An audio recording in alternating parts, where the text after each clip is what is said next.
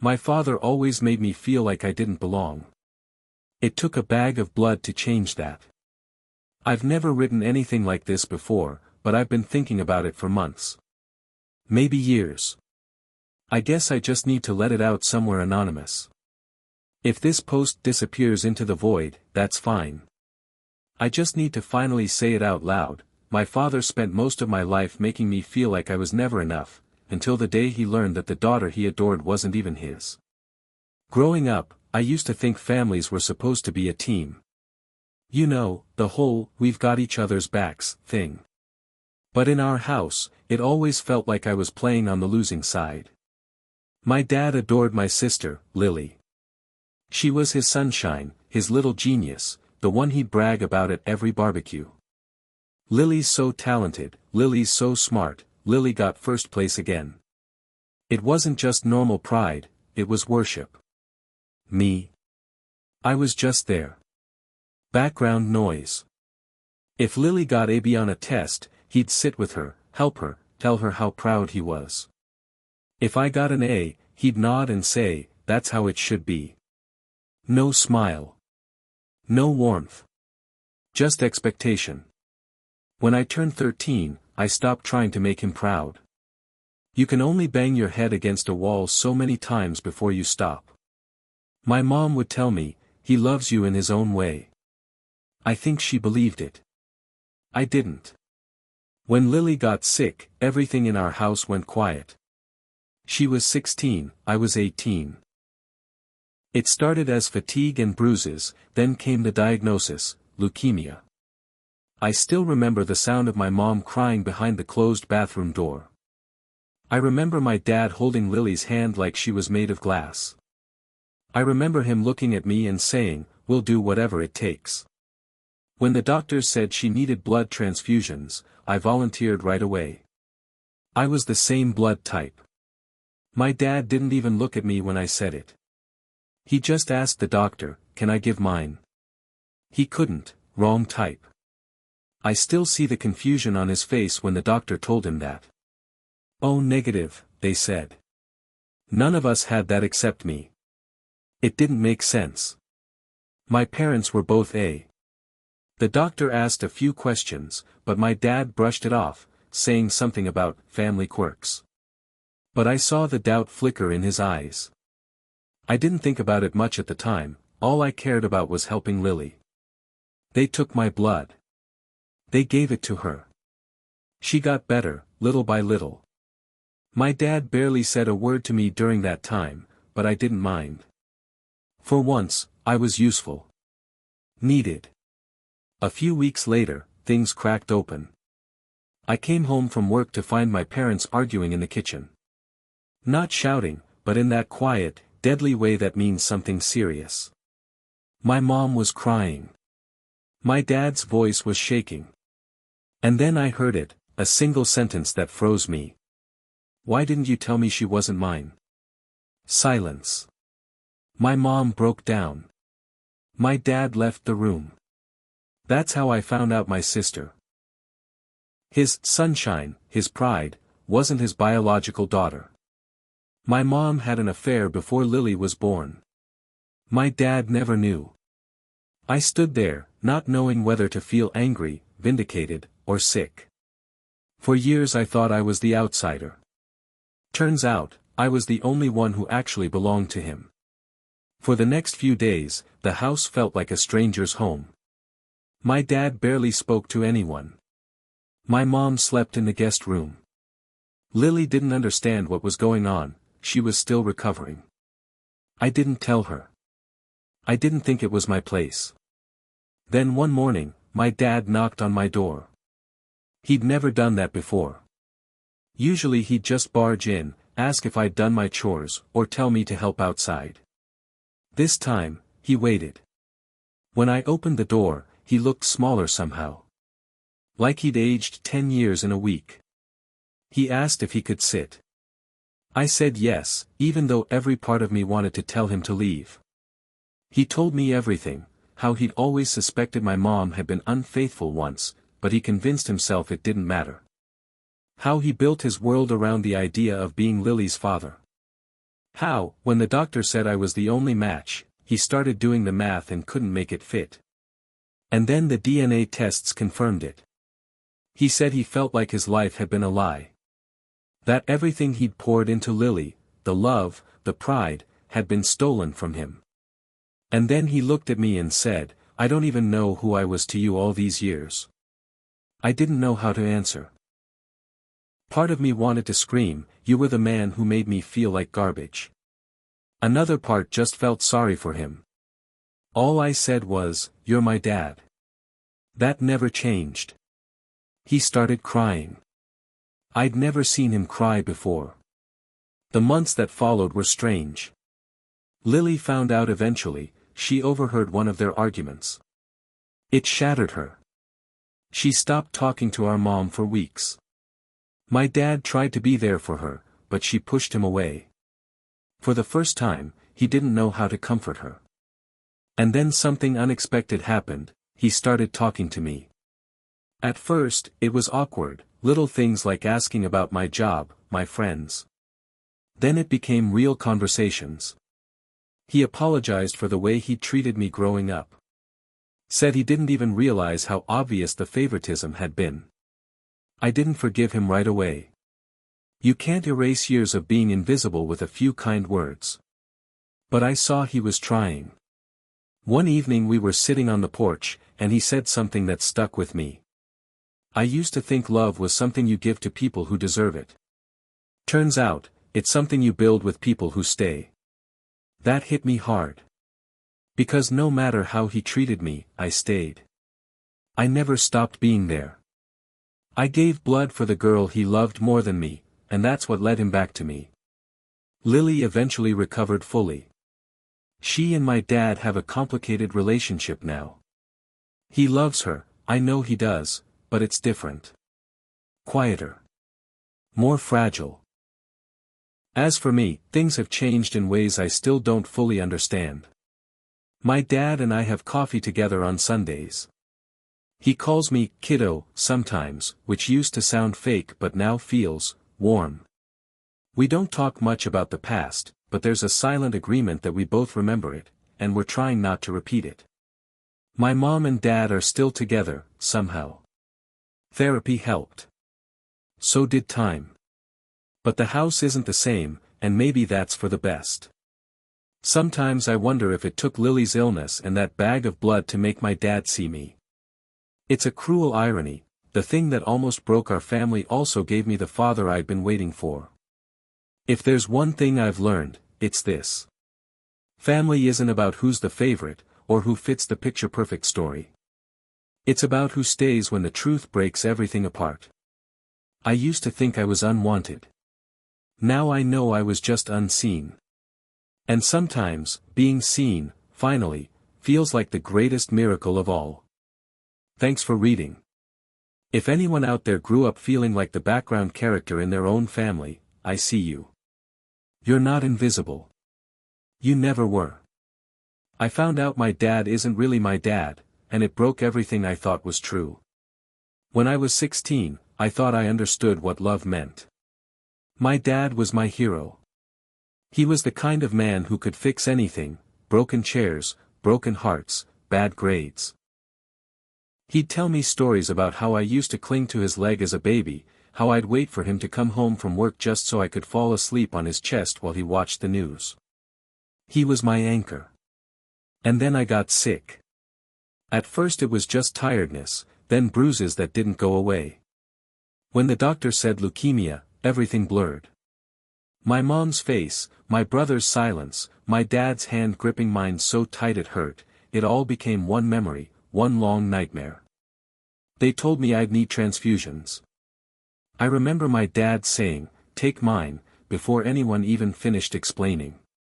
Then the doctor said he couldn't, wrong blood type. I still remember how strange that felt. My dad's blood couldn't help me, but my brother's could. He didn't even hesitate. That was the first time I saw him differently, not as the quiet, withdrawn boy Dad barely talked to, but as someone who stepped forward when everything was falling apart. He saved my life. A few weeks after that, I started to feel better. I thought maybe we could all finally breathe again.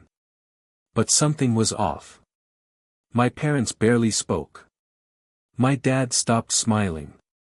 My mom cried a lot when she thought I couldn't see her. One night I woke up to the sound of them arguing downstairs. It wasn't shouting, it was worse. The kind of quiet anger that feels like it's tearing the walls apart. I heard my dad say something, then silence. I crept down the stairs and caught just a few words. "Why didn't you tell me she isn't mine?" At first, I didn't understand what he meant. Then I did. And it felt like the floor disappeared beneath me. I didn't confront anyone right away. I stayed in my room for 2 days, pretending to sleep whenever someone knocked. I just kept replaying every moment of my childhood, every "I love you," every "I'm proud of you," every hug, every bedtime story, trying to figure out which parts were real. I started wondering, did he only love me because he thought I was his? Does that mean he doesn't love me now? When I finally asked, I think I already knew the answer, or at least the pain that came with it. He looked at me with eyes I didn't recognize. Not anger, not hate. Just distance. Like he was looking at someone he used to know. He said, "You'll always be my daughter," but it sounded like he was trying to convince himself. I think part of me died that day. I didn't talk to Mom for weeks. Every time I saw her, I saw betrayal. Not just to him, to me. She built my entire world on a lie. She said she did it because she wanted to protect the family. Protect what exactly? The funny thing is, the only person who didn't treat me differently was my brother. He didn't ask questions, didn't try to comfort me with fake words. He just started showing up more. Making tea when he made his. Sitting next to me on the couch without saying anything. It was awkward, but it helped. He was the one who told me later that Dad had cried in front of him for the first time.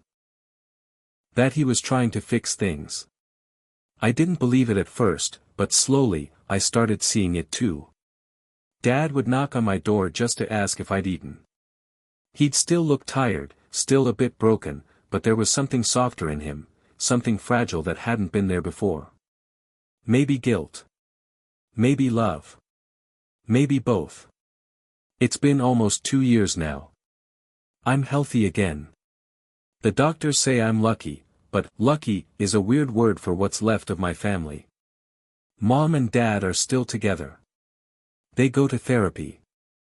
Some days it feels like we're rebuilding, some days it feels like we're just pretending not to live in the ruins. My brother, he's different too. He talks to Dad like they finally found some kind of peace.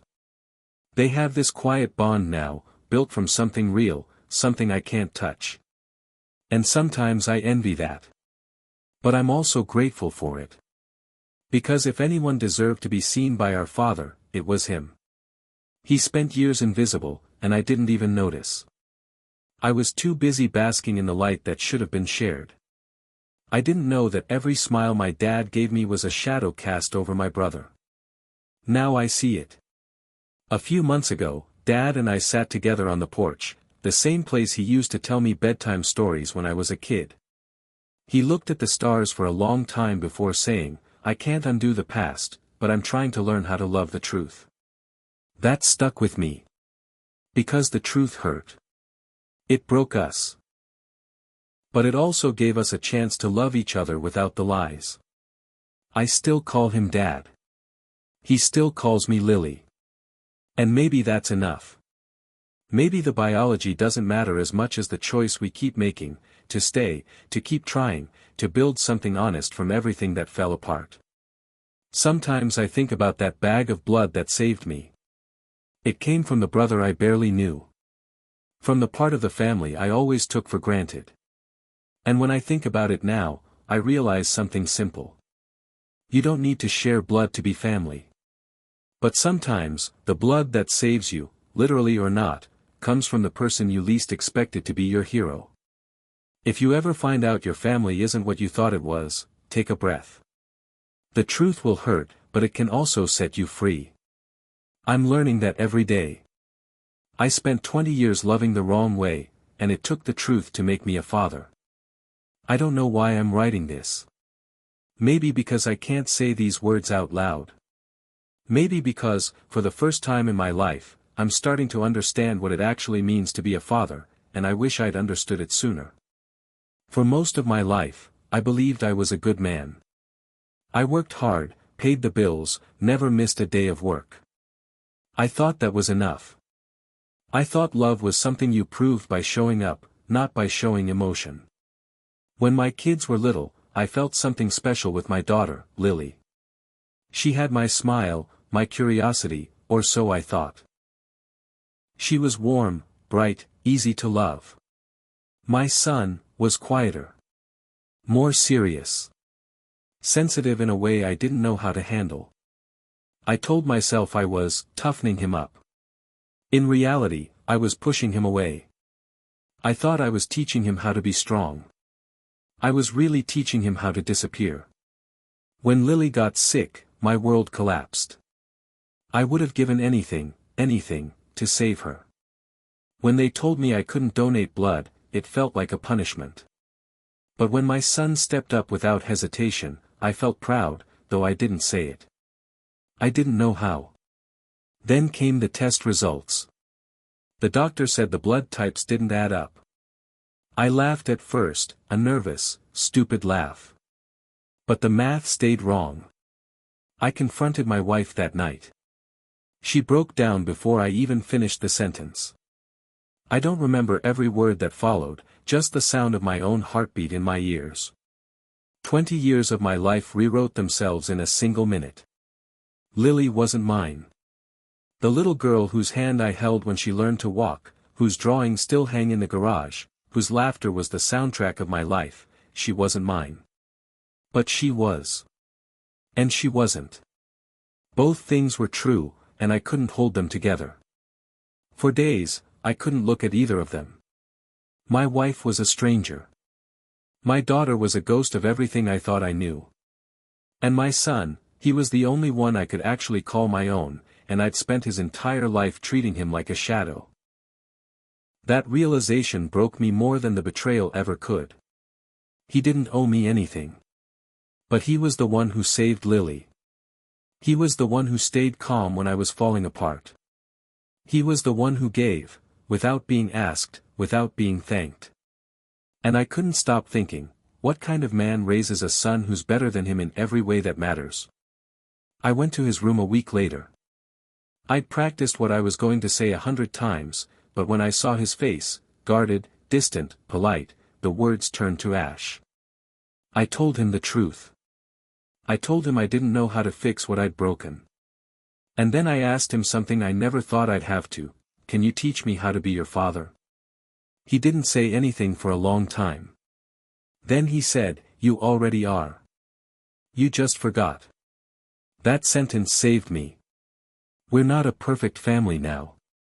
Far from it. Lily still struggles with what she learned. She tries to act normal, but sometimes I catch her looking at me like she's searching for the man she used to know. I can't blame her. I'm still searching for him too. My wife and I are trying. Therapy helps. Honesty helps more. I don't love her the way I used to. That love died the night I learned the truth, but what's left is quieter, steadier, maybe more real. And my son, he's the reason I still believe in redemption. We talk now. We laugh sometimes. We share silence without the weight of shame.